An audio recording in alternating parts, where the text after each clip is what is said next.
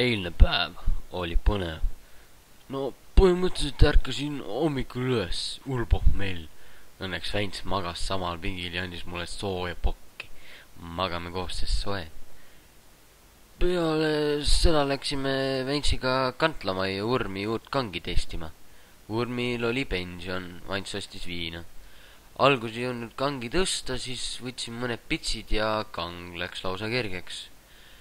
Pärast musklid nii suured, et ei mahtunud uksest välja, aga siiski pressisin ennast läbi. Väints ei mahtunud välja ja jäi sinna.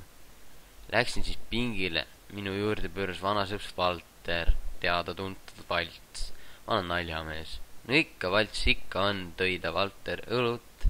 Oi, see on magus nagu mesi. Nipsisime selle põhjani ja läksime siis bussijaama. Mingid poisid tulid, ütlesid, osta suits.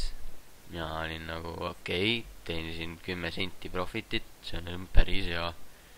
Läksin Valtsiga taarat otsima, saime päris korralikult, just hiljuti oli õllesummer, nii saime 2 euri profitit. Ostsime õllet ja läksime Rimi WC-sse sooja. Ja nüüd ongi tänane.